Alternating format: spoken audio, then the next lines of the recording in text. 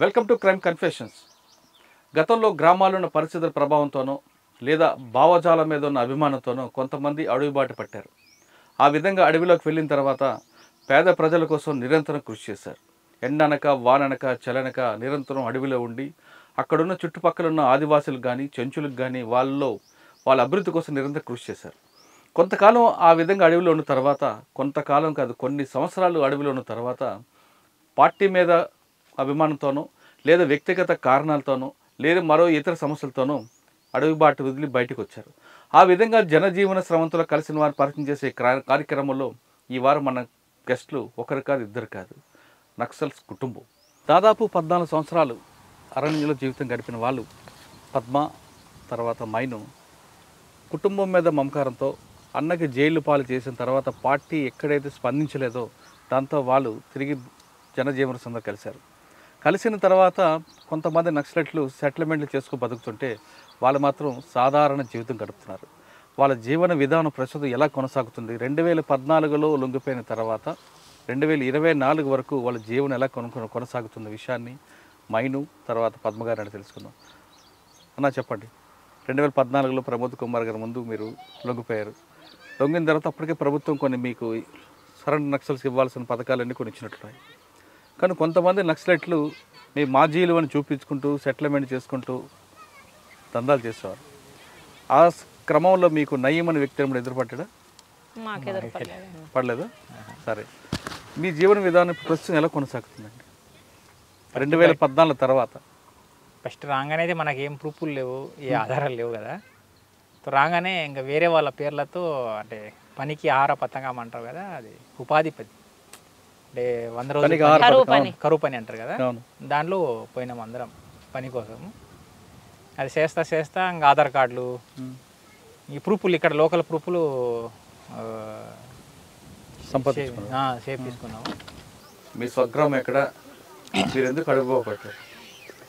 మాదైతే ఛత్తీస్గఢ్ స్టేటు, అంతకుముందు మధ్యప్రదేశ్ అని ఛత్తీస్గఢ్ మళ్ళీ ఒకటేగా ఉన్నది, తర్వాత విడిపోయినాయి. మా సుక్మా జిల్లా కొంటా బ్లాకు కరిగుండం అనే ఊరు మాది. మనం పార్టీలో పోయింది 97లో, పార్టీలో పోయింది 97లో. మాదైతే ఇంకా పార్టీ ఎప్పుడు మనం పుట్టకముందే మా ప్రాంతంలో పార్టీ ఉన్నది, అంటే పార్టీ ప్రభావంతో మేము పుట్టినాం అన్నట్టు. మా ఊరు కూడా నిలబడడానికి పార్టీ కారణము, ఊరికి అందరికి భూములు అందడం కూడా పార్టీ కారణం. పార్టీ ప్రభావంతో మనము పార్టీలో పోవడం అయింది. ఎంతవరకు చదువుకున్నారు అప్పుడు మీరు? మనము 8వ క్లాస్ దాకా చదువుకున్నాం కిష్టారంలోనే. అది అంటే మీ ఊర్లోనే పార్టీ ఉంటుంది కాబట్టి మీరు అట్టే అడగలేదు. అవునా, ఎక్కడ ఫస్ట్ పని చేశారు? మనము అంటే మా ఊరు నుండి రిక్రూట్ అయినాక గొల్లపల్లి అని ఎల్ఓఎస్లో పనిచేయడం అయింది. తర్వాత పామేడ్ ఏరియా, తర్వాత ఇంకా మిలిటరీ వింగ్లో పోవడం అయింది అన్నట్టు, అంటే మిలిటరీ డిపార్ట్మెంట్లో పోవడం అయింది. పోయే ముందు మనం దానికైనా అంటే పార్టీ తరపున ఇటు పోవడానికి కారణాలు కొన్ని ఉన్నాయి. అంటే లేస్తే ఉంటే మొత్తం పార్టీ ప్రభావం కదా. మా ఊర్లో అంటే అక్టోబర్ క్రాంతి అని చైనా విప్లవం గురించి 98లో పెద్ద మీటింగ్ జరిగింది అన్నట్టు. దాంట్లో విజయ్ అని మాకు ఏసీ సెక్రటరీ ఉండే, ఏసీ సెక్రటరీ కిష్టారంకు ఎల్ఓఎస్ కమాండర్ కొడతానే. అప్పుడు మా ఊర్లో దగ్గర వేల మందిలో జనాలు వచ్చిండు అన్నట్టు. ఆ మీటింగ్ చైనా గురించి బాగా చెప్పిండు. దానికైనా ముందు మా ఊర్లో ఈ లంక పాపరెడ్డి, కోపడ్ గాంధీ, తర్వాత మొన్న మరకం గోపన్న అని ఈ మధ్యన జైలు నుండి బయట వచ్చాను కదా. మాకు చిన్నప్పటి నుండి అంటే 90, 91 అప్పటి నుండే మా ఊర్లో రావడము, జనరల్గానే పార్టీ సంబంధించిన ప్రతి ఒక్క సందేశం పాంప్లెట్ రూపంలో ఇవ్వడము, లేకపోతే మన ఊర్లో మీటింగ్లు పెట్టి చెప్పడం ఇలాంటివి చేసేటోళ్ళు. ఆ టైంలో మనకైతే ఊర్లో వేరే సమస్యలు ఏం లేవు. ఆల్రెడీ సమస్యలు ఏవైతున్నాయో ఫారెస్ట్ ద్వారా ఉన్న సమస్యలు పార్టీ పరిష్కరించింది. అంటే ఆ ఊరు పెద్ద అభయారణ్యం, అంటే సెంచురీ నేషనల్ పార్క్ టైప్ అది. ఆ ఏరియాలో ఈ బయట నుండి వచ్చిన కొత్త ఊర్లు ఏవైతే ఉన్నాయో ఆడ ఆగొద్దు మొత్తం లేకుండా అంటే దూరం ఉండాలనే దాంతో పెద్ద అభయారణ్యం డెవలప్ చేయాలనే దాంతో వాళ్ళు ఫారెస్ట్ వాళ్ళు అంటే గవర్నమెంట్ ఉండేది. ఆ సందర్భంలో ఫారెస్ట్ వాళ్ళని రానియకుండా చేయడము, మీరు పోడు వ్యవసాయం చేయండి అనేది పార్టీ చెప్పడము అట్లా. అంటే మీకు లంక బాపరెడ్డి అన్న గోపన్న వీళ్ళందరూ మనము ఇంట్లో ఉన్నప్పుడు మనకు పరిచయం, మనకు ఇంట్లో మన పార్టీలో రాకముందు నుండే ఇంట్లో మీరు పార్టీలోకి 98లో పోయినాం. 98 నుంచి యూజీలో ఉన్నారా? అంతే. మిలిటరీ దీంట్లోనా? అంటే 98 నుండి 2003 దాకా ఆర్గనైజేషన్ అంటే మామూలుగా ఉన్నాం దళాలతో. తర్వాత 90 అంటే 2003లో ఏమో అక్కడ నుండి ప్లాటూన్లో తీసుకుపోయినాం. ఓకే. మీరు ఛత్తీస్గఢ్ దండకార్యం, అక్కేమో నల్లమల, మీ ఇద్దరికి ఎవరు కలిపారు? పార్టీనా? పార్టీనే కలిపి.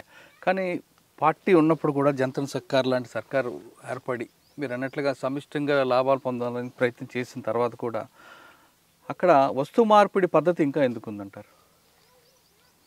ఇప్పుడు లేదు అది. ఇప్పుడంటే ఈరోజు ఉండకపోదు, మీరు ఉన్న టైంలో ఉంది కదా. అప్పుడు మనం ఉన్నప్పుడు కూడా లేదు, అంతకుముందు ఎప్పుడో పోయింది అది. నేను 2012లో చూసా, బియ్యం ఇస్తే బెల్లం ఇవ్వాలి, బెల్లం ఇస్తే పప్పు ఇవ్వాలి. ఆ వస్తువు మార్పిడి అనేటువంటిది ఉందన్న. సంతల రూపంగా కూడా వీళ్ళు అక్కడ అడవి నుంచి వాళ్ళు అరటిపళ్ళు పనసపళ్ళు తీసుకొచ్చి చింతపండు పసుపులాంటి తీసుకొస్తే ఇక్కడ నుంచి వాడు ఒక కలుసీసా ఇచ్చేవాడు. వస్తువు మార్పిడి అసలు పాత సిస్టమ్ అదే కదన్నా, మన ఊర్లలో కూడా అదే కదా. ఇప్పుడు అదంతా వ్యక్తిగత ఆస్తి, స్వార్థం పెరుగుతున్నది. స్వార్థం పెరిగే కొంది ఇవన్నీ పెరుగుతున్నాయి తప్ప ఇప్పుడు వాళ్ళల్లో ఆ స్వార్థం అనేటువంటిది కనిపించదు అసలు.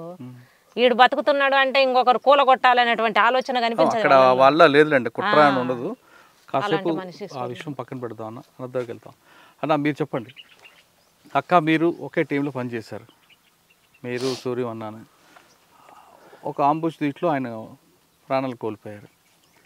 మీరు చేస్తున్న దీంట్లో 76 మంది సిఆర్పిఎఫ్ దళాలది అటాక్ ఉంది, ఒక్కసారి అది రివీల్ చేయండి. అదేం పార్టీ తీర్మానం అది. అంటే మా కంపెనీ నుండి కొంతమంది ఏఓబి పోయినారు, అది మన వాళ్ళు ఇప్పుడు చెప్పినట్టుగా ఒక 30 మంది దాకా అటుపోయినారు. మిగిలిన ఒక 50 మంది దాకా ఈయనే ఉన్నారు. దానిలో భాగంగా నేను కూడా ఈయనే ఉన్నా. అది కమిటీ తీర్మానం. అంటే ఆయుధాల కోసమైనా ఆ టైంలో గవర్నమెంట్ ఒకటి గ్రీన్ అంట్ అని ఒక పెద్ద ఆపరేషన్ పెట్టింది అన్నట్టు.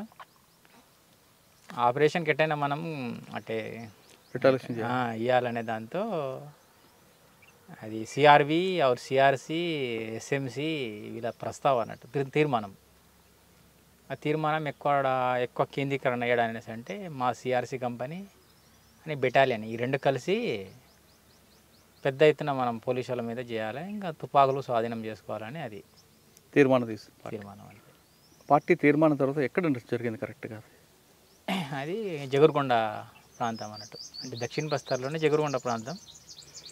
దాని నుండి పక్కన ఒక సిఆర్పిఎఫ్ క్యాంప్ ఉంటుంది, సింతల్నార్ అని. సింతగుప్ప మధ్యాహ్నం అనేది అది. సింతగుప్ప నుండి ఒక 12-14 కిలోమీటర్ దూరము. ఈ సింతల్నార్ నుండి 4 కిలోమీటర్ దూరం అది. దాంట్లో ఒక గుట్ట టైప్ ఒక సైడ్ ఉంటుంది, ఒక సైడ్ ప్లేన్ ఉంటుంది. ఎప్పుడు వచ్చిన పోలీసు వాళ్ళు అది సిఆర్పిఎఫ్ రోడ్ ఓపెనింగ్ కోసం వస్తూ ఉంటారు అన్నట్టు. దాంట్లో ఎప్పుడు వచ్చినా ఒక 100-150 మంది అటు వస్తారు. దానికి ఆడొచ్చేసరికి 2 భాగాలు అవుతారు. 2 భాగాల్లో ఒక భాగానికి కొట్టాలి, ఒక భాగాన్ని డిస్టర్బ్ చేయాలని ప్లాన్. ఆ ప్లాన్లో అంటే మనం ఏదైతే అనుకుంటామో అనుకున్న దానికి భిన్నంగా వచ్చింది. అలా 2 భాగాలు వస్తారనేసి అనుకున్నాం కదా, వాళ్ళందరూ ఒకే రూట్లో వచ్చిందంట. అట్టా మనం దాంట్లో ఇంత ఒక్కరిని కూడా వదలకుండా సరౌండింగ్ చేసి. ఎన్ని గంటలు జరిగిందన్న? స్టార్టింగ్ ఎన్ని గంటలకు, ఎండింగ్ ఎన్ని గంటలకు? పొద్దున 5:50 ఏమో, అంటే 10 నిమిషాలు తక్కువ 6కు మొదలైంది, 9కి క్లోజ్ అయింది. 3 గంటలు. ఎందుకు వచ్చారు వాళ్ళందరూ? రోడ్ ఓపెనింగ్కి వచ్చారా?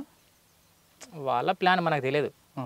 మనది ఏంటంటే ఇక్కడ వస్తే ఇక్కడ చేయాలనేది, అంతేగాని వాళ్ళ ప్లాన్ ఏంటంటే ఏదో 3-4 ఊర్లు పెట్రోలింగ్ చేసి పోవాలనేసి, కొమ్మింగ్ చేసి పోవాలనుకున్నారు వాళ్ళు. మీరు ఎంతమంది ఉన్నారు, వాళ్ళు ఎంతమంది ఉన్నారు?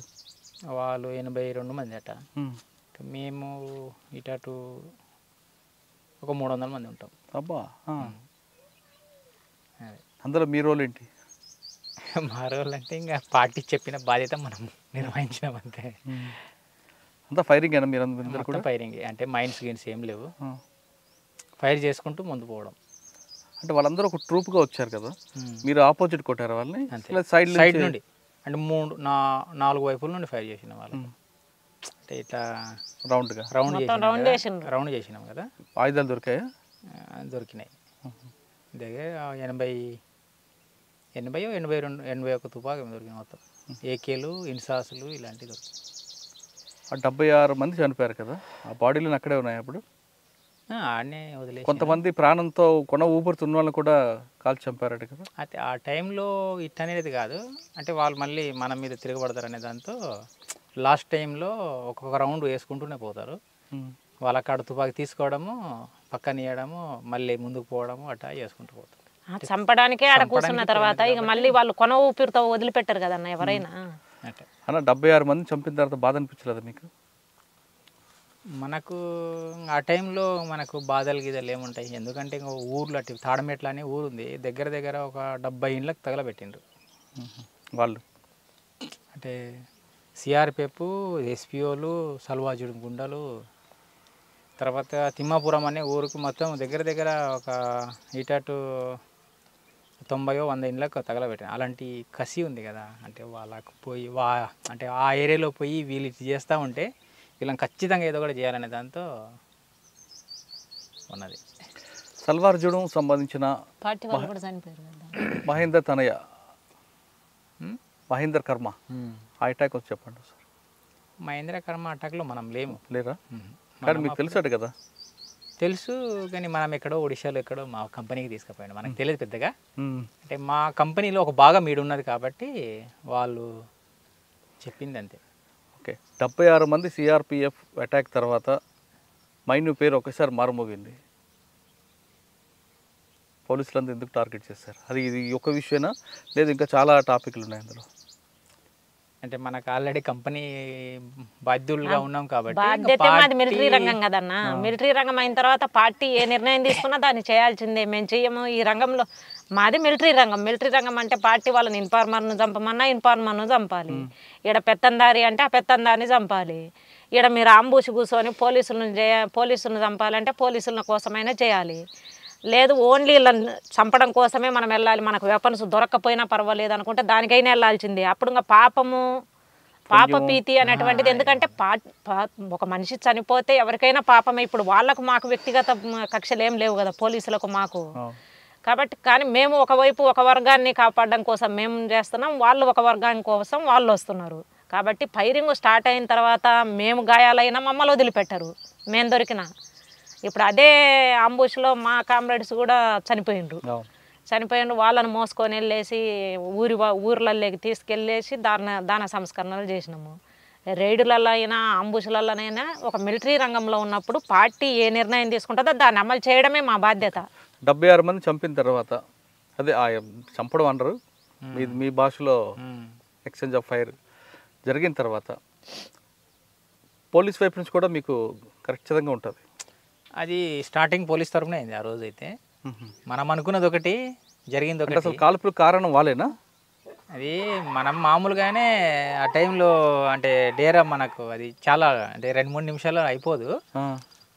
అంటే మామూలుగానే ఉన్న టైంలో వాళ్ళు మనం ఉన్న ప్లేస్లో వాళ్ళు వచ్చేసిండ్రు, వాళ్ళే ఫస్ట్ ఫైరింగ్ చేసిండ్రు ఆ రోజు. అయితే సడన్గా జరిగింది అది, మనకి స్కౌట్కు తెలియదు, మిగిలిన బ్యాచ్లు మేము అలర్ట్ కాలేదు. సో ఆ టైంలో జరిగినప్పుడు దగ్గర 3 గంటల కాలం కదా. సో 3 గంటల కాలంలో మా తరఫున ఒక 8 మంది చనిపోయిండ్రు. అందులోనే 8 మంది, ఒక 10 మంది దాకా మామూలుగా ఇంజూర్డ్ అయినరు. అన్న మీరు చెప్పిన ప్రాంతం అంతా మైదాన ప్రాంతం లాగా ఉంటుంది కదా, అది పెద్ద పెద్ద కొండలేం కావే కాదు, అసలు కొండవు, అదే చెట్లు కనిపిస్తుంటే అక్కడక్కడ. అంతే, నాకు ఆ ప్రాంతం ఐడియా ఉంది నాకు. చెట్లు కనిపిస్తాయి కానీ మనుషులు ఎదురు చూసుకోవచ్చు, కానీ ఫైరింగ్ ఎలా మీరు క్రాస్ ఫైర్ చేసుకున్నారు? అంటే మనము ఒక చేయాలనుకున్నప్పుడు ఇప్పుడు పద్మ చెప్పినట్టుగా ఇది ఒక చర్యలు చేయాలనుకున్నప్పుడు ఒక 5-6 రోజులు 10 రోజులు దాని గురించి ప్రాక్టీస్ చేస్తారు. ఓకే, అంటే దూరం ఉన్న శత్రువుని ఎట్లా మనం ఫైర్ చేయాలి, దగ్గర పోయి దగ్గరలో ఉన్నప్పుడు ఎట్లా మనం ఫైర్ చేయాలనేది చిన్న చిన్న స్కిల్సే అవి దగ్గరుండి నేర్పిస్తారు కమాండర్లు అనుకున్న వాళ్ళు బాగా నేర్పిస్తారు. అంటే ఆర్మీ అంటే ఆర్మీ అన్నట్టుగానే ఆర్మీలో ఒక రకం ఉంటుందేమో కానీ దీనిలో ఒక కసితో నేర్స్తారు. ఆ క్రాస్ ఫైరింగ్లు ఇలాంటివి ఏముండవు అసలు. లాస్ట్ టైంలో ఇంకా మనం ఒక 10 మీటరు రౌండ్ షేప్లలోనే మనము నాలుగురు ఐదుగురు పోయి ఫైరింగ్ చేసినాం. మాకు క్రాస్ ఏం కాలే, మొత్తం 5గురు ఫైర్ చేసిన టోటల్ మొత్తం 2-3 మీదనే టార్గెట్ అట. ఆ విధంగా ప్రాక్టీస్ చేపిస్తారు. 76 మంది ఇంత ఇష్యూ అయిన తర్వాత ఎక్కడికి వెళ్ళిపోయారు మీరు? పక్కనే అదే తాడమెట్ల అనే ఊరు ఉంది కదా, అడిగి వచ్చినాం. అంటే మేము ఎక్కడైతే రోజు అప్ అండ్ డౌన్ చేస్తామో అంబుస్ కోసం ఆ ఊర్లోనే వచ్చినాం. దాని మీద సమీక్ష జరుపుకున్నారా? దాని మీద సమీక్ష జరిగిందా? సమీక్ష ప్రతి ఒక్కదానికి సక్సెస్ అయినా సమీక్ష ఉంటుంది, తర్వాత ఫెయిల్ అయినా సమీక్ష ఉంటుంది. ఓకే. తర్వాత పోలీసుల వైపు కూడా చాలా విపరీతంగా కూంబింగ్ చేశారు అప్పుడు. ఆ టైం అది నక్సలైట్లు ఏమంటారు కోట అది కాబట్టి కోటలోకి లోపలికి అసలు బ్యాచ్ వచ్చేది కాదన్న. ఈ రోడ్ల మీద జరగడం అనేది లేదనేది లేదు, చేసిండ్రు. కానీ అది ఇది కాకుండా మీరు చేసినవి ఏమున్నాయండి? ఇంకా అట చేసినవి చాలా ఉన్నాయి.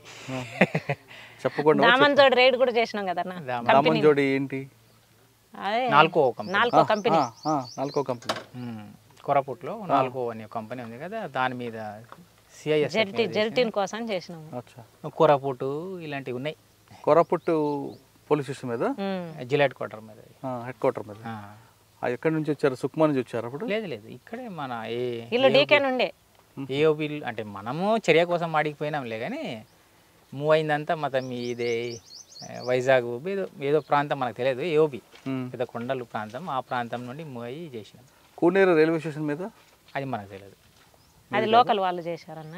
లోకల్ వాళ్ళు అంటే కంపెనీ వాళ్ళు కూడా ఉన్నారు, కానీ సింగిల్గా చేసినటువంటి యాక్షన్స్. అది ఇక్కడ ఏఓబిలో ఎస్ఆర్ పైప్ లైన్స్, అదే నాలుగో కంపెనీ అంటే అదే కదా. అది నాలుగో సపరేట్ ఎస్ఆర్ పైప్. ఇక్కడ చిత్రకొండ దగ్గర చెప్తున్నా ఎస్ఆర్ పైప్ లైన్స్. అవి అక్కడ లోకల్ కంపెనీలో చేసాను, లోకల్ ప్లాట్ఫామ్ సేవ చేసాను. దామన్జోడి మీది? దామన్జోడి, కొరాపోటు ఇలాంటివి. మీరు ఎన్నిసార్లు తప్పించుకున్నారు ఎక్స్చేంజ్ ఆఫ్ ఫైర్ నుండి? మన మీద ఎప్పుడు జరిగింది లేదు. ఒక్కసారి ఇక్కడ మన ఏదో ఏ ఏరియా కానీ ఏఓబి ప్రాంతంలో ఒకసారి జరిగింది. దాంట్లో ఇద్దరు మేము చనిపోయినారు. దానిలో నేను సెంట్రీలో ఉన్నా, నా తరపు నేను ఫైరింగ్ ఏం లేదు. ఇంకో సైడ్ నుండి మేము ఒక 17 మంది ఉన్నాం కదా, 17 మందిలలో అటు డౌన్ నుండి ఫైరింగ్ అయితే ఇంకా పైన పోయే టైంలో 2 మహిళలు ఎగం తగిలింది. ఆ టైంలో సాధారణంగా ఫైరింగ్ అంటేనే చాలామంది భయం ఉంటుంది. అంటే మీరు అన్ని ప్రాణాలు తెగించి లోపలికి వెళ్ళారు మీ ఇద్దరు. మీరే కదా అన్నలు అందరూ అలాగే వెళ్తారు, ప్రజల కోసం త్యాగం చేసి వెళ్తారు. పట్టపగలంటే ఓకే, రాత్రులు ఏ టైంలో ఎక్కడ వస్తుందో తెలియదు కదా, మీరు ఆ టైంలో ఎలాగుంటుందండి మీ ఫీలింగ్స్? అసలు మేము ఫీలింగ్లు అనేది మనకు ఎప్పుడు వేరే విధంగా అనిపించలేదు.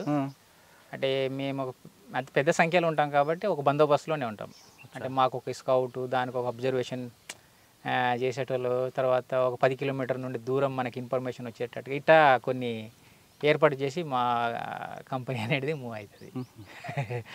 అంటే చిన్న చిన్న యూనిట్లు అనుకో, అది ఎల్ఓఎస్, ఎల్జిఎస్లు, అంటే 5-10 మంది, వాళ్ళు ఒక రకంగా ఉంటుంది. మేము ఒక 100-110 మంది అట్లా ఉంటాం కాబట్టి పెద్దగా మనకు వేరే విధంగా అనిపించదు. అంటే మనం అంతా మూవ్ చేసేది రాత్రినే, పగళ్ళు సైలెంట్గా ఉంటాము. ఎక్కడ పోయినా ఛత్తీస్గఢ్లో పనిచేసిన టైంలో ఇప్పుడు కల్లూరి అని ఒక పోలీస్ ఆఫీసర్ ఉండేవారు. Kalluri police station police officer, అదే ఆఫీసర్లే, బస్తర్ ఐజీ. ఆయన ఎప్పుడైనా మీకు ఎదురుపడ్డారా? ఎదురుపడలే కానీ ఇంకా కొన్ని మొరటగా మన మీద బ్యాచ్లు పంపడం ఇలాంటివి చేసిండు. తర్వాత మరి రిటైర్ అయిందా ఏమైంది మనకు తెలియదు. రిటైర్ అవ్వలేదు ఉన్నారు. ఆయన సల్వార్ జూడును అడ్డం పెట్టుకుని కొన్ని కార్యక్రమాలు చేశారు, నక్సలైట్ నడిచివేశారు అనే ఒక వార్త ఉంది, వాస్తవం అది? ఇంకంతా సల్వార్ జూడం అనేది ఒకటి ప్రైవేటు సైన్యము, దానికి కర్మ నిర్మాత, దానికి సపోర్ట్గా ఎట్టయినా ఇదో అంటే నక్సల్ వ్యతిరేకంగా చేస్తున్నాం కాబట్టి దానికి గవర్నమెంట్ సపోర్ట్ ఇస్తుంది ఎట్టయినా. 2014 వరకు మీరు లోపల ఉన్నారు కదా, 2016 వరకు ఛత్తీస్గఢ్లో రోజు ఒక ఎన్కౌంటర్ జరిగేది, కనీసం రోజుకు 1-2 చనిపోయేవారు. పార్టీకి దానివల్ల నష్టం జరిగిందా? లేదు ఆ ఎన్కౌంటర్ చూసి చాలామంది ఇంకా లోపలికి వచ్చేవారు? అంటే 14 దాకానా ఆ. ఎన్కౌంటర్లు అది ప్రతి ఒక్క ఎన్కౌంటరు దళం మీదే కాదు, అది చాలా ఎన్కౌంటర్లు అంటే ఇంకా జనాల మీదనే. మ్మ్. జనరల్గా ఇక్కడ సింగల్ దొరికినా పట్టుకుని చంపడము ఇలాంటివి చాలా చేసిండ్రు. ప్రతి ఒక్కటి ఎన్కౌంటర్ అయింది అనుకో, ఎన్కౌంటర్ భాగంగా వాళ్ళు కూడా చనిపోయిండ్రు. అది ఎన్కౌంటర్ రూపంలో అది మనం చెప్పలేము, అది బూటకప్పం అనేది మనం అనుకోవాలి దానికి. అంటే చాలా అంటే ఏడ దొరికిన వాళ్ళు కాడ పట్టుకుని చంపిండ్రు సల్వాజుడుం అనే పేరుతో. ఛత్తీస్గఢ్ అనేది ఎందుకు అసలు డెవలప్మెంట్కి దూరంగా ఉంది అది ఛత్తీస్గఢ్ మధ్యప్రదేశ్ విడిపోయిన తర్వాత అది కూడా భారతదేశంలో ఒక భాగమే. ఛత్తీస్గఢ్ అవ్వచ్చు, బస్తర్ అవ్వచ్చు, లేదా సుక్మా కానీ, దంతెవాడ, ఈ ప్రాంతం అంతా అబూజ్మడ్, ఈ ప్రాంతం అంతా కూడా భారతదేశంలో భాగమైన డెవలప్మెంట్కి ఎందుకు దూరంగా ఉంది? డెవలప్మెంట్ అంటే దేనికి డెవలప్మెంట్? రోడ్ లేదనేనా? రోడ్డు అంటే అది కాకుండా అక్కడ ఇప్పటికి కూడా ఆదివాసీలు వాళ్ళు ఇంకా మామూలుగానే ఉన్నారు, వాళ్ళకి రూపాయికి కాయిన్కి తేడా తెలియని పరిస్థితులు ఉన్నారు. దానికి కారణం ఏమనుకోవచ్చు? అంటే రూపాయి నోటుకి కాయిన్కి ఈ రెండింటికి వ్యత్యాసం కూడా తెలియని ఆదివాసులు ఉన్నారు అక్కడ. దానికి కారణం ప్రభుత్వం ఒక లేకపోవడమా, లేదు మీరున్నారు కాబట్టి ప్రభుత్వం రాకపోవడమా? ఒకవేళ మీరు కూడా ఉండి వాళ్ళలో ఎందుకు రాజకీయ చైతన్యం కానీ ఆ పరిజ్ఞానం కానీ పెంపొందించలేపారు? అంటే ఒకప్పుడు పార్టీ రాకముందు ఒక రకం ఉన్నారు, పార్టీ వచ్చిన తర్వాత వ్యవసాయం రంగంలో అందరూ బాగా యాక్టివ్గా ఇది చేయడం అయింది అన్నట్టు. డెవలప్ అంటే అప్పులేని డెవలప్ అనుకో, అంటే ఒక్కరికొకరు సహాయంతో ఉండి బతికే ఒక మంచి సంస్కృతి అది. అంటే ఆ ప్రాంతంలో డెవలప్ అంటే ఏదో బిల్డింగ్ కడితేనే డెవలప్, లేకపోతే రోడ్డు ఉంటే డెవలప్ కాదులేండి. తర్వాత ఏదో ఇంకా మొత్తం పెద్ద ఎత్తున వెహికల్స్ ట్రాన్స్పోర్ట్ వ్యవస్థ ఉంటే డెవలప్ అనేది కాదు. ఆ ప్రాంతంలో అది ఒక డెవలప్ అనుకో.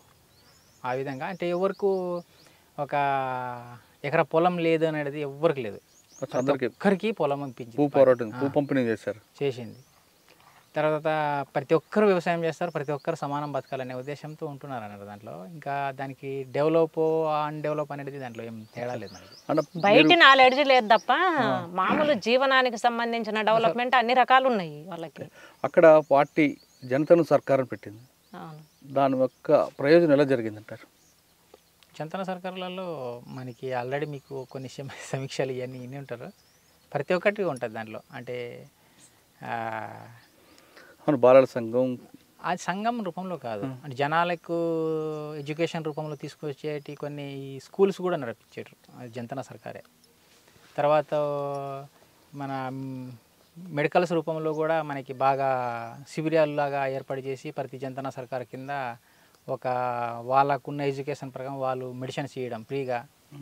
ఇలాంటి అంటే సమిష్టి తత్వాన్ని, అంటే ఏ వ్యవసాయం పని చేయాలన్నా సమిష్టినే, ప్రతి ఒక్కటి ఊర్లో ఆవులు చేయడం లేదు, అందుకు కలిపి చేసుకోవాలి, ప్రతి ఒక్కటి కలిపి చేసుకోవడం. ఊర్లో ఒక 10 ఇండ్లు ఉన్నాయి అనుకో, 10 ఇండ్లు కలిసే చేస్తారు ప్రతి ఒక్కటి. 10 మందికి ప్రతి ఒక్కరికి ఆవులు ఉన్నాయి అనుకో, రోజు ఒకరు ఆవుల కోసం పోతారు, ఒక ఇంటి వాళ్ళు, రేపు ఇంకో ఇంటి వాళ్ళు, రేపు ఇంకో, అంటే 10 రోజులు వచ్చేసరికి ఒక రౌండ్ తిరిగి వస్తుంది అన్నట్టు ప్రతి ఒక్కటి. ఇప్పుడు ఈడేమో కూలీ ఇస్తేనే ఒక్కరి కాడ పని కోసం పోతారు కదా, అక్కడ అట్ట కాదు. నా కాడ పని అయిపోయేదాకా మిగిలిన వాళ్ళు వస్తారు, నేను వాళ్ళ కాడ అట్నే పోతాను. డబ్బు ఏముండదు, అవసరం లేదు ఆ డబ్బు, ఓన్లీ ఏమో బట్టలు కొనడానికి ఉప్పు కొనడానికి తప్ప మిగిలిన అన్నీ ఆడనే చేసుకుంటారు. ఇప్పుడు మీకు ప్రభుత్వం భూమి ఇచ్చింది కొంత భాగం, ఆ భాగంలో ఏం పండిస్తున్నారు, దీన్ని ఒక షేపుకు తీసుకొచ్చారు, ఈ షేపుకు రావడానికి మీరు ఎంత పడ్డ కష్టం ఏంటి అన్న? మాకు గవర్నమెంట్ భూమి ఇచ్చే నాటికి అది అక్కడ ఉన్నటువంటి బీడు భూములుగానే ఇది ఉన్నది. ఇక్కడ మేము కరువు పని కింద పని పెట్టేసుకున్నాం, కలెక్టర్ను అట్లా అడిగేసి కరువు పని కింద ఏపీఓని అడిగేసి ఇది కరువు పని కింద పెట్టించి మాకేమన్నా రాళ్ళు తీసే పని చేయించండి అన్న, లేకపోతే ఈ భూమి మేము చేసుకోలేమని చెప్పేసి అన్నాము. అట్లా కరువు పని కింద పెట్టించిండ్రు. ఈ చుట్టూ గోడలు పెట్టడానికి దాదాపు ఇక్కడ ఉన్నటువంటి ఈ 2 గ్రామాల వాళ్ళు, పందెలపల్లె, తర్వాత ఈ లక్ష్మీపురము, శాంతినగర్, ఈ 3 గ్రామాల వాళ్ళు మాకు చాలా హెల్ప్ చేసిండ్రు. ఇది మొత్తము కరువు పని కింద వచ్చి, కరువు పని కింద డబ్బులు ఇచ్చినా వ్యక్తిగతంగా ఇంకొకరికి పోయి చేయడానికి సహకరించరు ఎవరు. కానీ వాళ్ళు ఈ 3 గ్రామాల వాళ్ళు మాకు చాలా హెల్ప్ చేసి ఈ భూమి కూడా వాళ్ళ ఎద్దులు మేపుకునేది అయినప్పటికీ ఈ గ్రామ ప్రజలు మాకు ఈ భూమి ఇవ్వడానికి సహకరించారు. ఇట్లా మొత్తం ఈ చుట్టూ ఈ గోడ పెట్టడానికి చేలో ఉన్నటువంటి రాళ్ళు మొత్తం కూడా 300 మంది, ఒక్కొక్క రోజు 300 మంది 400 మంది కరువు పని కింద ఈ చుట్టూ చేయించుకున్నాం. ఎన్ని సంవత్సరాలు పట్టిందమ్మా ఇదంతా తయారవడానికి? ఇది మొత్తం ఇప్పటికీ 6 సంవత్సరాలు పట్టిందన్న ఇట్లా చేయడానికి. ఈ మొక్క ఈ సైజుకి వచ్చింది, చాలా అందంగా తయారు చేశారు మీరు. చీనికాయలు, బత్తాయికాయలు ఎన్ని గంటలు కష్టపడుతుంటారు? దీన్ని మీరు ఏం చేస్తుంటారు రోజు? మినిమం రోజు 6 గంటలకు వస్తాం పొద్దున. అంటే పొద్దున వచ్చేసి ఇంకా ఒక్కొక్క రోజు 9 దాకా చేసేసి ఇంటికి పోతాము.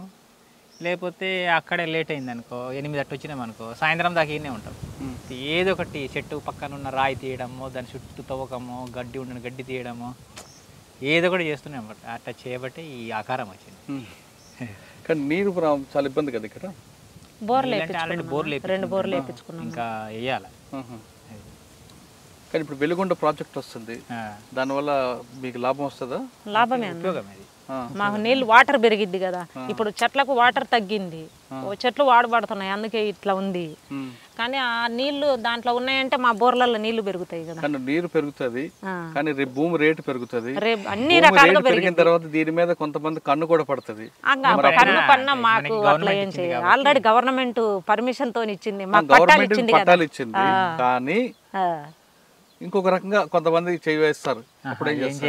అప్పుడు అట్లా ఏం చేయలేరు అన్న. ఆ నమ్మకం మాకు. ఈ రోడ్డు పక్కన ఉన్న భూమి కదమ్మా, ఎవరు రాలేదు ఇంతవరకు? ఎవ్వరు రాలేదు. ఆల్రెడీ బీడుగా ఉన్నది, అది అక్కడ మొత్తం మళ్ళీ ఎస్సీలకు ఇచ్చారన్న. ఇవన్నీ కూడా అట్లనే బీడుగా ఉన్నాయి. ఇది ఇక్కడ దాకా ఖాళీ స్థలం, ఖాళీ పొలం. ఇది అంటే బీడుగానే ఉన్నది. ఇంక ఇక్కడ మన సర్వేర్లకు వీళ్ళ వాళ్ళకి చూపిస్తే ఇది ఖాళీగా ఉందని ఇక్కడ తేలినాకనే ఇంతమందికి ఇవ్వాలని చెప్తే మొత్తం మీ కుటుంబం అంతా దీని మీద ఉన్నది.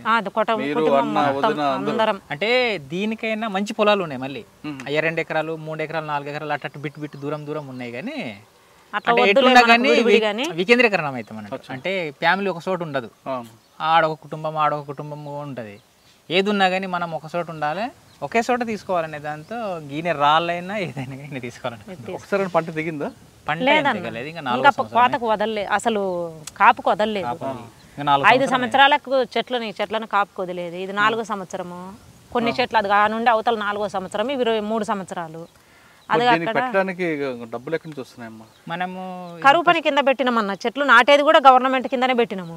కరువు పని కింద 3 సంవత్సరాలు దీని మెయింటెనెన్స్ ఖర్చు ఇచ్చిద్ది. అది అక్కడ బోర్డులు ఉన్నాయి చూసినా, అది అక్కడ బోర్డులు. ఆ బోర్డులు మన కరువు పని కింద గవర్నమెంట్ చేపించిన విధంగా అట్లా ఎస్టిమేషన్ మొత్తం దాంట్లోనే ఇస్తారనమాట. మేము దీంట్లో పని చేసినా మా కూలీ లెక్క కూడా ఇచ్చింది అనమాట. అట్లా 3 సంవత్సరాలు మెయింటెనెన్స్ ఖర్చులు ఇచ్చింది. చెట్లకు ఫస్ట్ 1 సంవత్సరం మొత్తం మేము డ్రిప్పులు బోర్లు వేపించుకోలేకపోయినప్పుడు గవర్నమెంట్ నుంచే వాటర్ పోయడానికి కూడా దీనికి డబ్బులు ఇచ్చింది. అట్లా ఆ బిల్లులతోటే మళ్ళీ ఈ బొచ్చేలో బోర్లు వేపించుకున్నాము. అట్లా దీంట్లో డెవలప్ అయినందు తప్ప మేము ఎలాంటి మిగిలిన వాళ్ళ ఏదో నక్సలైట్లు ఇట్లా చేస్తారంట, అట్లా చేస్తారంట, దందాలు చేస్తారంట. మేము వచ్చిన ఉదయం వస్తే మళ్ళీ సాయంత్రం ఇంటికి పోయేది. అట్లా మేము కష్టపడుతున్నాము. అట్లా ఈ పొలాన్ని ఇంత బాగా చేసుకోగలిగినాము. ఇప్పుడు 8 ఎకరాల్లో మీ ముగ్గురు 4 కుటుంబాలు 4 కుటుంబాలు చీని తోట కాకుండా కొంతమంది వేరే గడ్డి నుంచి కొంత పాము తీస్తున్నారు కదా, ఒకసారి వివరం చెప్పండి అన్న. మేము ఇంకా ఇది ఓన్లీ దీని మీద అయితే మరి మనకు రాబడి ఏం లేదు కదా, తినడానికి ఇబ్బంది అవుతుంది అనేటువంటి దాంతో మేము పామరోజా అని చెప్పేసి గడ్డి ఇక్కడ ఏరియా అన్న వేసినాడు 100 ఎకరాలు.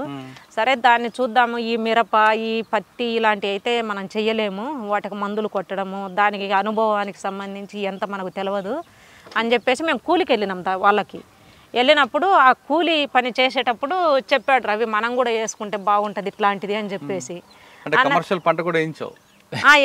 వచ్చి చెప్పిన తర్వాత సరే కూలికి వెళ్ళడం బాగుండదు కదా మనకి, సరే ఏదో మన శక్తి మేరకు అని చెప్పేసి మళ్ళీ ట్రాక్టర్ను రీఫైనాన్స్ పెట్టేసి ట్రాక్టర్ కంతుల వారిగా తీసుకున్నాము. పనికి పోయిన డబ్బులు మళ్ళీ 6 నెలలకు ఒకసారి కంతు కట్టేవాళ్ళము.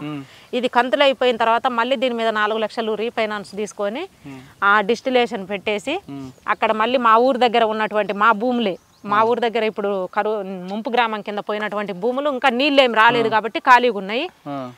ఆ భూములలోనే గడ్డి వేసుకున్నాం. మా ఊరు దగ్గర వేసుకున్నాం గడ్డి.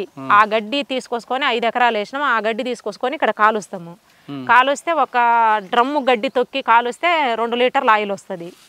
2 లీటర్ల ఆయిల్కి 4000 వస్తాయి.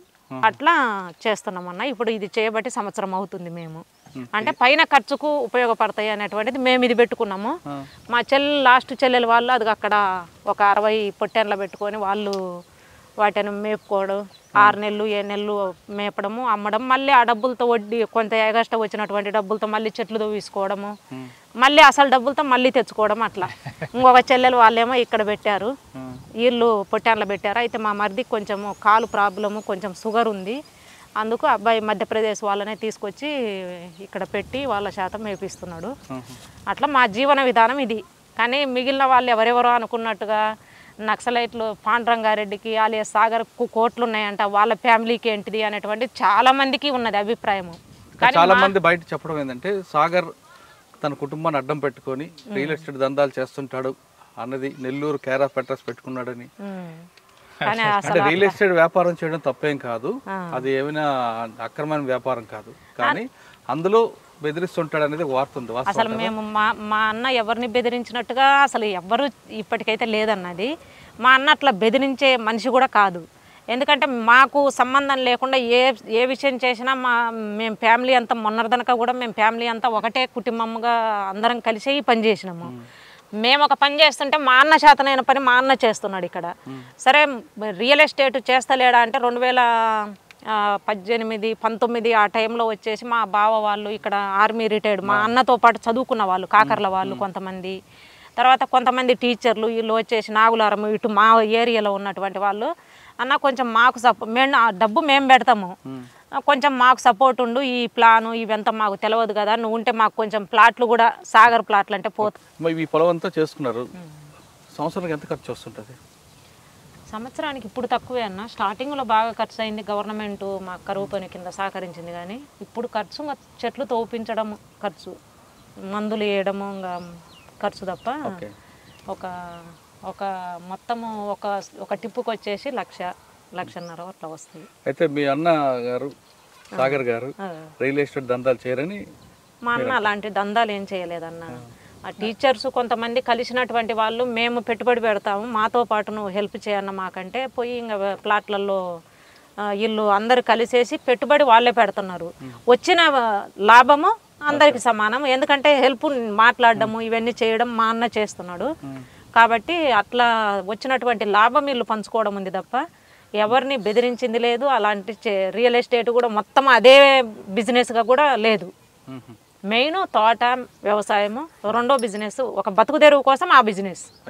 అన్న మీరు చెప్పండి, మీరు డీకేలో మీరు చేసిన యాక్షన్స్ కొన్ని ఉన్నాయి, దామంజోడి రైల్వే స్టేషన్ కానీ లేదా పోలీస్ క్యాంప్స్ మీద కానీ, ఒకసారి గుర్తించుకొని చెప్పండి. పోలీస్ క్యాంపులు అంటే చాలా చేసినవి ఉన్నాయి. ఒకటే మురికినార్ అని ఒకటి ఉంది, సలవాజుడు అంటే మనకు 2006లో. అది నీ వడగలేదు, నేను చెప్తున్నా. చెప్పండి. జనరల్గానే పెద్ద ఎత్తున పోలీసు వాళ్ళు ఉంటారు దాంట్లో, అంటే పక్కన ఉంటారు, సైడ్ అంటే రోడ్డు మీద ఉంటారు. ఇంకంత పగలు రాత్రి అన్నట్టుగా లేదు విజయపూర్ జిల్లాది. అది కొత్తగా క్యాంప్ పెట్టింది అన్నట్టు, అంటే మామూలు అవుట్ పోస్ట్ టైపు ఒక కొత్త క్యాంపు. దాంట్లో అది కూడా పార్టీ తీర్మానమే అనుకో, మన తీర్మానాలు ఏముండవు. అవును, అది సల్వాజుడు వ్యతిరేకంగా చేసిన ఒక చర్య అన్నట్టు. అది అటు నుండి మాడ్ నుండి ఒక కంపెనీ వచ్చింది, ఇక్కడ నుండి రెండో కంపెనీ, అంతా కలిసి చేయడానికి పొద్దున హైవే మీద పోయే ఒక బస్సును కిడ్నాప్ చేసి కొంచెం ఒక రోడ్డుకు 2 కిలోమీటర్ దూరంలో తీసుకుపోయేసి అక్కడ ఉన్న సవారీస్ ఉంటారు కదా, జనాలు ఉంటారు కదా, వాళ్ళని దించి ఆ బస్సు మనం ఎక్కడం పొద్దున, అంటే 7:30-8 ఆ టైంలో. అది ఎక్కేసి ఇంకా ఒక 5 నిమిషాల్లోనే క్యాంప్లో పోతాం అన్నట్టు. పక్కనే క్యాంప్లో పోయేసి ఇంకా టక ఎవరు పోస్ట్లో వాళ్ళు పోయేసి ఫైర్ చేసుకుంటూ పోతాము. ఒక 25 నిమిషాల్లోనే ఉన్నోళ్ళకి అందరిని చంపేసి మిగిలిన తుపాకులను తీసుకొచ్చాం. అది వాళ్ళ వీక్నెస్ ఏంటంటే, మావోయిస్టు జనరల్గా అంటే పార్టీ వాళ్ళు ఎప్పుడు జనరల్గా రాత్రి వచ్చి చేస్తారు, క్యాంపుల మీద దాడి చేస్తారు కదా. అందుకే వాళ్ళు రాత్రి చుట్టూ కాపులో ఉంటారు. అయితే ఉన్న ఒక 70 మంది 80 మంది ఉన్నారు పోలీసు వాళ్ళు, వాళ్ళందరూ రాత్రిపూట మేలుగుతూ ఉంటారు, పొద్దున పడుకుంటారు, పగలు పడుకుంటారు. అది మీరు అది వాళ్ళ అవకాశంగా ఉన్నారు. మేము దీనికి ఎంచుకొని ఇంకా అది ఆ టైంలో వాళ్ళు రెక్కి చేసిన report Damanjodi railway station, railway station కాదు అది, రైల్వే క్యాంపే.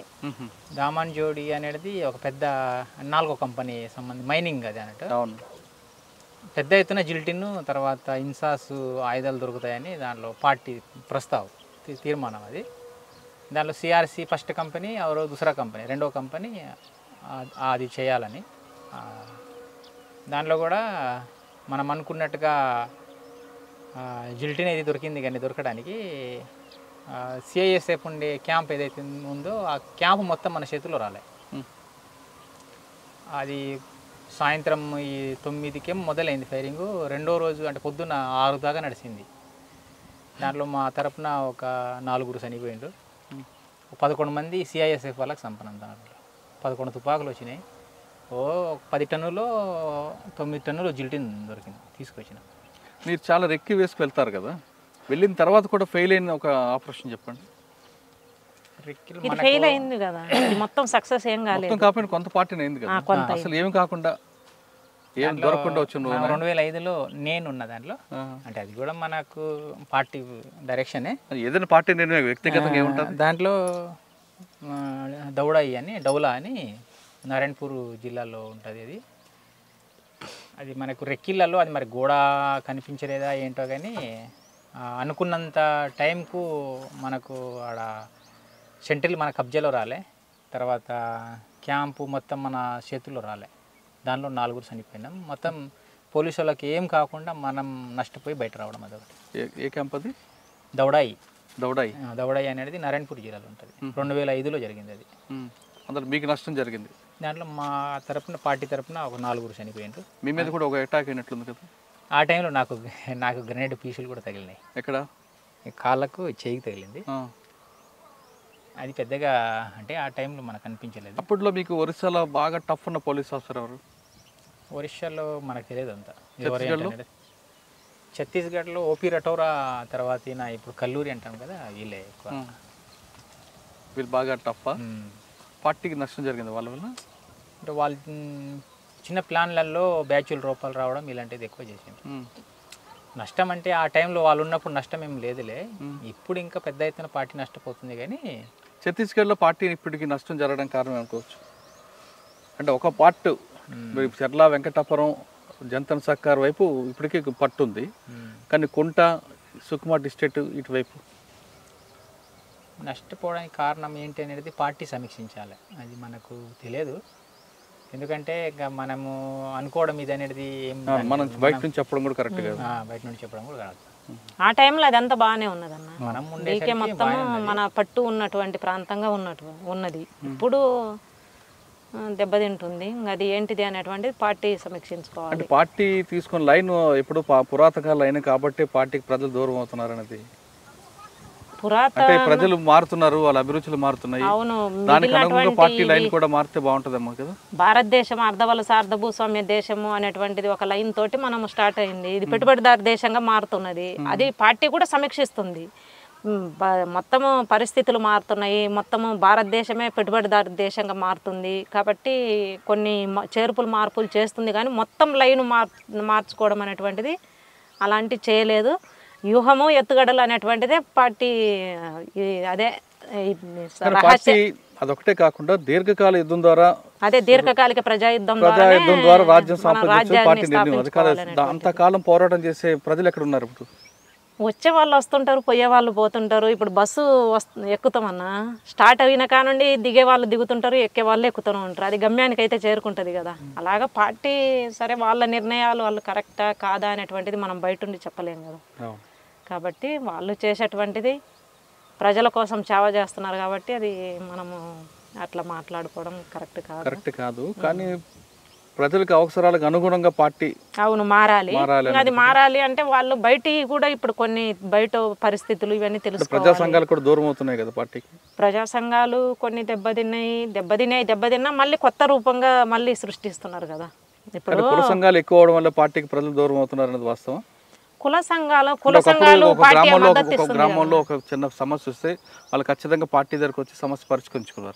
కానీ ఇప్పుడు కుల సంఘాలు ఒక కులానికి ఒక సంఘం అవడంతో ఆ సమస్య అంతా కుల సంఘాలకే పరిమితి అయిపోతుంది. అట్లా ఏం లేదన్న ఆ కులం వాళ్ళు కూడా వచ్చేసి మాకు ఈ సమస్య ఉంది అని చెప్పేసి ఇప్పుడు మాదిగ దండోరా అనేది ఉంది. మాదిగ దండోరా కమిటీ మాదిగ దండోరా అనేటువంటి ఆ పెట్టుకున్నటువంటి వాళ్ళే మళ్ళీ మన పార్టీ దగ్గరికి వచ్చి మాట్లాడిన వాళ్ళు ఉన్నారు.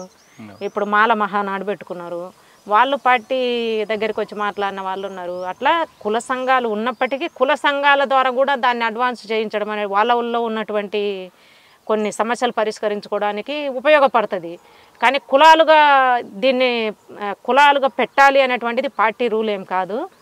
అన్ని కులాలను కలిపి సంఘాలు పెట్టాలి, అన్ని కులాలను సమానంగా చూడాలి అనేటువంటిది పార్టీ ఉద్దేశం. అయితే కులాన్ని కుల సంఘానికి పెట్టి కులాన్ని నిర్మూలించాలనేటువంటిది అట్లాంటిది పార్టీకి లేదు.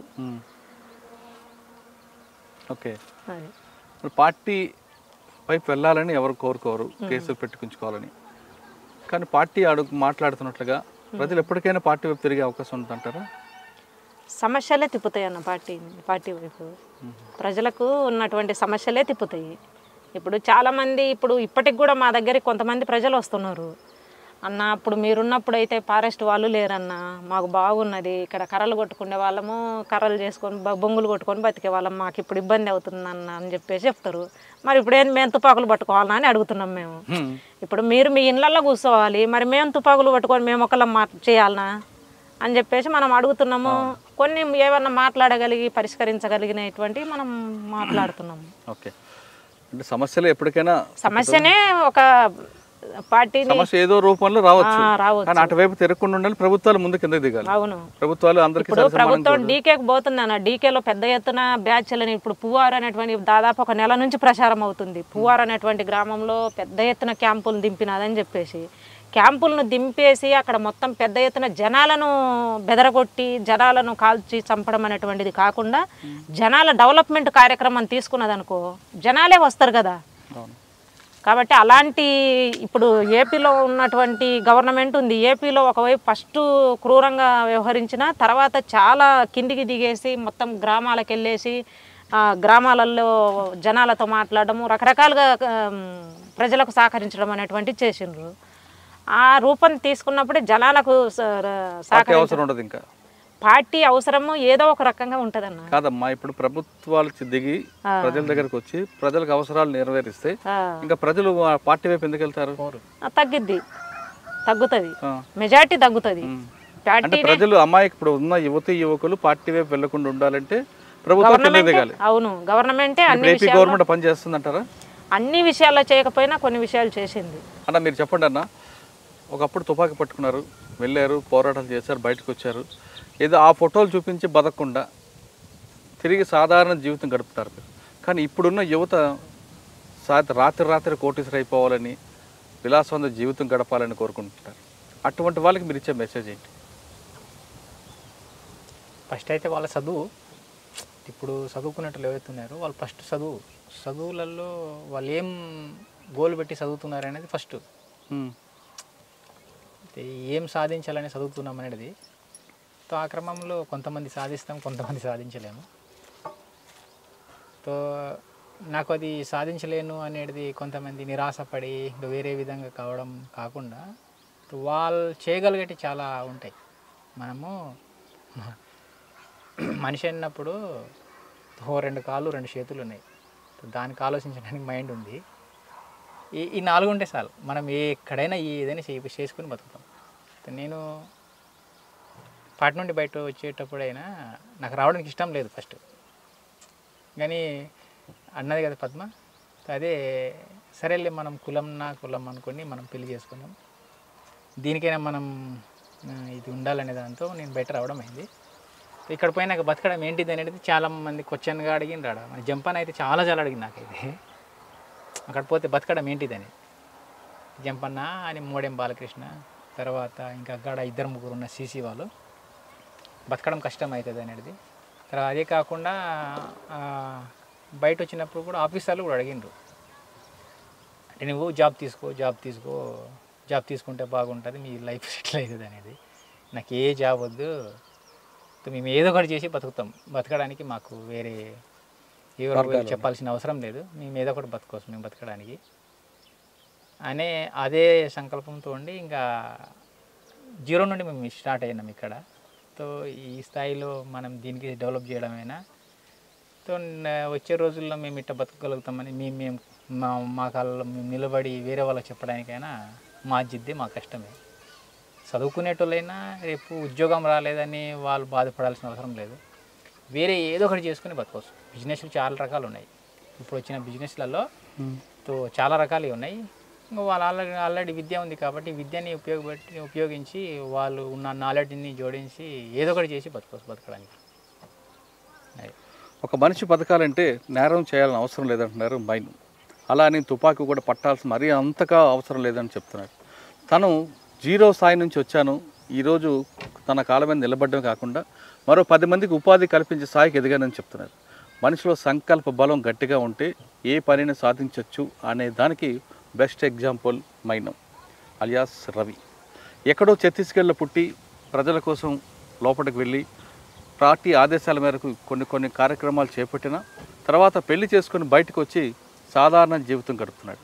మిగతా మాజీ నక్సలైట్ లాగా దందాలు చేసుకుంటూ కాకుండా తిరిగి సాధారణ రైతు కుటుంబంలా పనిచేస్తూ 10 మందికి ఆదర్శంగా నిలుస్తున్నాడు. ఇక పద్మక్క కుటుంబం మొత్తం అడుగుకి వెళ్ళారు. కేవలం ప్రజల కోసం వెళ్ళారు తప్ప వాళ్ళు వ్యక్తిగతంగా సంపాదన కోసం స్వార్థం కోసం వెళ్ళలేదు. లోపలికి వెళ్ళిన తర్వాత తల్లిని వదిలిని కట్టుకున్న భర్తని కూడా కోల్పోయారు. అయినా మనోధైర్యం కోల్పోకుండా ఆమె ఖచ్చితంగా మరొక పెళ్లి చేసుకొని సాధారణ జీవితం గడుపుదామంటూ బయటకు వచ్చి ఆమె ఈరోజు మైనుతో కలిసి కుటుంబం అంతా మైనుతో పాటు అన్న చెల్లెలు అందరూ కలిపి ఆ 8 మంది ఒక మామిడి తోట, ఒక బత్తాయి తోటని రకరకాల కార్యక్రమాలు చేపట్టారు. మహిళ తలుచుకుంటే సాధించలేనిది ఏదీ లేదు అంటూ అని చెప్పడానికి బెస్ట్ ఎగ్జాంపుల్ పద్మక్క చేస్తున్న కార్యక్రమం 10 మంది మహిళలకి ఆదర్శంగా ఉండాలని కోరుకుందాం. ఆమె చెప్తున్నట్లుగా ప్రతి మనిషికి ఒక కష్టం ఉంటుంది, ఒక సుఖం ఉంటుంది. కష్టం వచ్చిన వెంటనే ఆత్మహత్య పరిష్కారం కాదు అంటూ ఆమె తనకున్న అనుభవాలన్నీ చెప్తారు.